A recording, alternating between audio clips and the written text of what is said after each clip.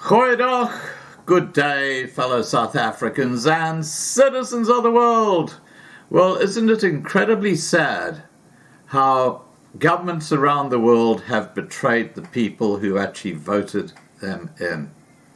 And we all know about the travesty that's happening in Australia, the way they're trying to lock down the population, the overt action by the police, and these quarantine camps that they're setting up.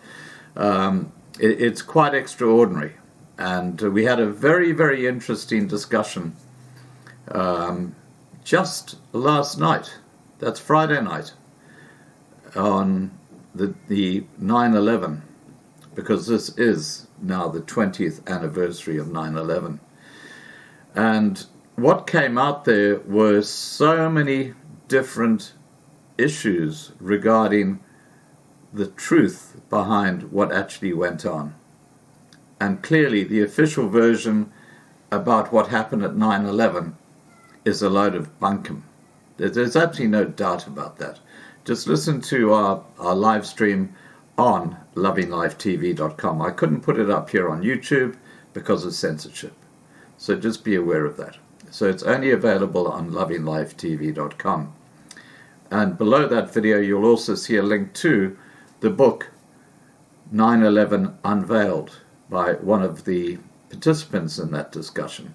And there's also a web page where you can go and have a look at the documentation which supports everything that is said. But the reason I'm talking about 9/11 is because it's the same nefarious forces that actually were behind what happened at that time, who are now behind the scenes with this whole COVID thing. And I'm talking about people like the World Health Organization. And you'll understand what I'm talking about when I add a bit of meat to the bone. And there is a video attached to this particular introduction where you'll hear the Minister of Health in South Africa, Dr Joe Phaahla, spell out about vaccine passports in South Africa. The government has commenced with the development of a digital COVID-19 vaccination certificate, which will confirm that a person has been vaccinated in South Africa, says Health Minister Dr Joe Phaahla. Addressing media on Friday, the 10th of September, Phaahla said that the certificate will be available through a person's smartphone, which can then also be printed out. Phaahla said that the certificate had been developed with fraud and other security protections and will align with international standards. He said the initiative is in line with the World Health Organization initiated vaccination certificate. Through this, the World Health Organization is attempting to standardize vaccination proof all over the world. The certificate should be available to those who are vaccinated in just over a week, the minister said. Phaahla clarified that the documentation would be made available for those recently vaccinated and those vaccinated several months ago, as long as the person's personal information is reflected in the electronic vaccination data system. The health minister said that the certificate would likely to be used for certain services in the future, but the government has no intention to make the certificate a requirement for accessing public services. Now, let's not forget that just a few months ago, Ramaphosa said that there would be no reason for people to have to take the vaccine. Well, if this is not coercion, what they're talking about here is a reason, well, I don't know. Maybe I'm living on a different planet. So trusting anything the ANC say is at your own peril. Instead, Phaahla said the document would be used to gain entry to entertainment and sporting events and possibly some businesses. Now, entertainment and sporting events. Isn't it interesting? Same thing happening in Australia, same thing happening in the US, same thing happening in the UK, same thing happening in the Europe. There's one particular body pulling all the strings at the top, making this happen. You can work out who it is. Further details of the new certificate that Phaahla is talking about are expected to be announced in the next few days.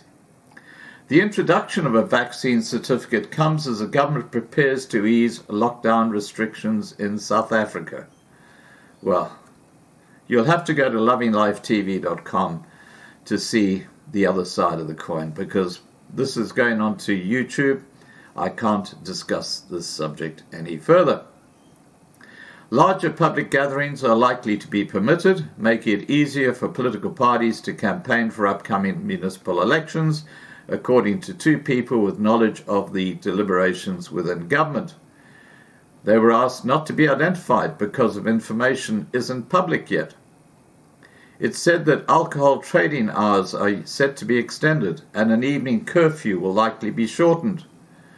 The National Coronavirus Command Council met on Tuesday to assess the regulations. President Cyril Ramaphosa will discuss planned changes with officials from religious groups, parties and political parties and civil rights groups ahead of an address to the nation in the coming days, where he is expected to move the country to virus alert level 2. On Thursday, the 9th of September, South Africa reported 6,270 new COVID-19 cases, representing a 12% positive rate. A further 175 COVID-19 related deaths have been reported, bringing total fatalities to 84,327 to date. The country administered 225,558 vaccines over the past 24 hours, taking the total number of vaccines administered to 14,367,151.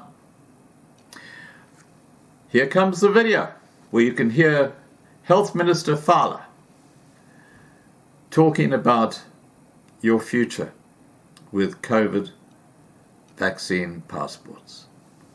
Please remember to subscribe to Loving Life on YouTube to be kept informed. Please remember to register on lovinglifetv.com, our new platform. Please like this video, please share this video, and above all, please stay safe. Bye for now.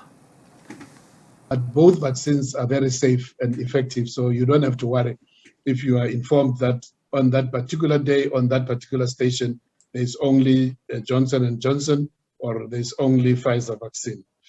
These are both very safe and very effective. We are also aware of the debate around a vaccination passport, which is required by some countries for international travel. In our country, we've not yet gone that route. We only require a less than 72-hour-old PCR COVID-19 test for either people leaving the country or especially entering South Africa. We have, however, commenced with the development of a digital vaccination certificate to confirm that a person has been vaccinated. We have made sure that this certificate will be protected from fraud, and this certificate will be able to be uploaded on your smartphone, and it can be printable. This initiative, we must also mention that is in line with the World Health Organization initiated vaccination certificate.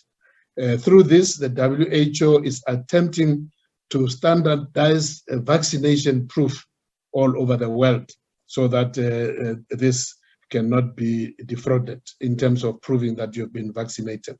So we're following in the standard which has been set by the World Health Organization.